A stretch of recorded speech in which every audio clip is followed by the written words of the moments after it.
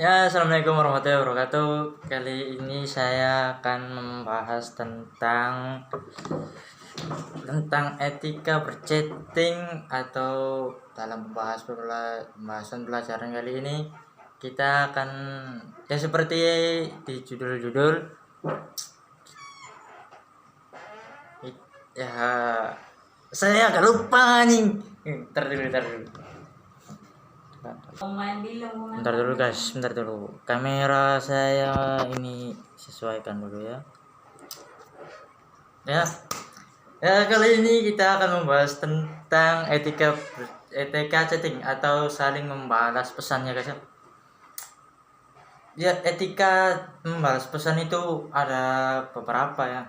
Ya, untuk Pak Zaki Agung, video Anda itu terlalu lama, enggak 20 menit. Saya ini merangkumnya. Ini. Saya enggak sampai 20 menit ini. Ya, setelah saya rangkum ada beberapa poin-poin penting saja yang saya akan bahas di video saya. Ini rambut saya. Oke. Yang saya bahas itu ada 4 dari Anda yang jelaskan di video itu kebanyakan ngomong gitu. Saya pusing sampai memahaminya. Poin pentingnya itu ada 4 aslinya. Itu terlalu banyak contohnya. Bukan terlalu banyak tapi terlalu banyak membahasnya. Jadi poin 4 itu: 1. Kejelasan dalam membalas pesan. 2. Keperluan dalam mengirim pesan. 3. Itu situasi itu ya kalian tahu sendiri, saya akan membahasnya ya setelah ini. Anjing, ada pesan goblok. Oke, kita kembali lagi. Pertama kita akan membahas tentang kejelasan tentang chatting. Jadi jika kita chatting itu harus jelas ya. Kejelasan itu seperti apa ya, diibaratkan itu enggak yang enggak jelas juga, itu termasuk perbuatan yang salah, tapi itu perbuatan yang asik juga sih kalau secara langsung, bukan di chatting.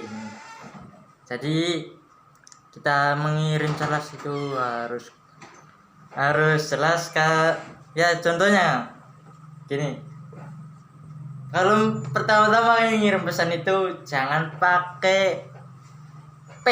Itu apa? Itu P anjing. Itu apa? Kalau ngirim pesan itu pertama itu diawali dengan salam, terus tujuan, biar jelas, alias to the point. Jangan sekali-sekali kalian ngecat orang itu karena gabut. Itu mengerikan. Ya, contohnya kita mengirim pesan misal ke teman saya, ya kita beri nama aja, namanya Bopo. Ya, pertama assalamualaikum, terus dia membalas waalaikumsalam. terus kita itu langsung bicara gitu, apa yang kita ingin tanyakan, langsung to the point, jangan bertele-tele. Ya contohnya, kamu itu jadi ikut apa enggak, itu jangan tanya-tanya udah makan belum, mandi belum, itu anjing goblok dia mana teh. Ya itu ya, itu salah satu contoh dari kejelasan dalam mengirim pesan. Yang kedua itu, dalam mengirim pesan itu harus ada keperluan tertentu. Ya bisa jadi ya masih berkaitan dengan to the point. Jangan, ya sama juga sih, jangan sampai bertele-tele kalau mengirim pesan.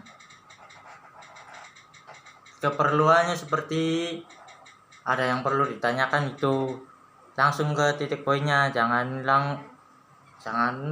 yang nggak penting ditanya-tanyakan urusannya orang, langsung aja ke poin-poinnya. Itu namanya gosip. Ya, dan contoh nih, contoh keperluan ya. Ya nggak jauh beda sih dengan kejelasan ya. Tapi kita harus mengirimkan pesan keperluan itu dengan jelas. Contoh ya keperluan jelas itu seperti meminta bantuan itu. Meminta bantuan itu tanyakan aja langsung, jangan tertanya ke yang lain-lain. Yang kita jelaskan keperluannya apa dan bisa apa enggak itu. Nah setelah itu kalau nggak bisa ya udah, kalau bisa ya silakan bantu. Nah itu contoh dari perilaku chatting di poin keperluan. Selanjutnya itu apa ya? Kejelasan keperluan. Nah yang ini terakhir yaitu situasi. Situasi kita kalau mengirim pesan kepada orang itu harus melihat situasi, orangnya siapa dan maunya apa gitu. Misalkan kita chatting dengan bos, masa ya kita chatting itu pakai emot, kan kurang sopan. Tapi pesan ini juga relatif sih. Kalau bos kalian suka bercanda ya boleh-boleh saja, kalau enggak, kalau salah ya itu menyangkut dengan kesopanan dan norma-norma yang berlaku pada kita semua gitu. Ya selain bos ada lagi pesan terhadap kakak kelas, terhadap teman itu. Apalagi teman yang sudah seperti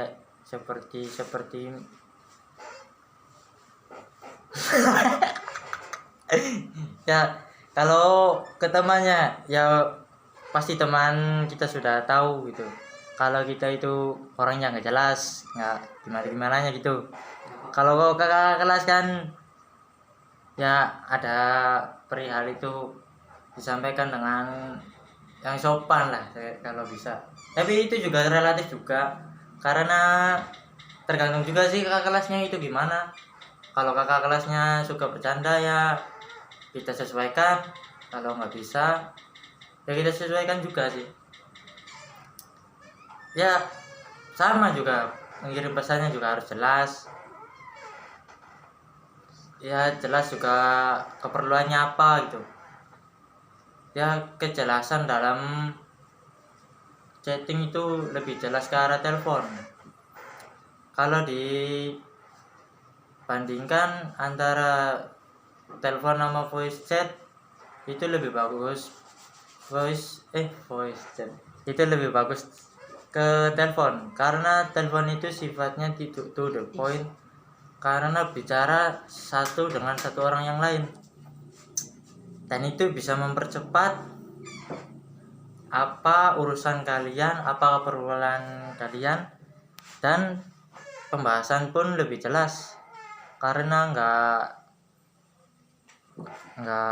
terlalu lama gitu membalasnya, karena hanya satu dengan satu orang lain, bukan beberapa orang lain.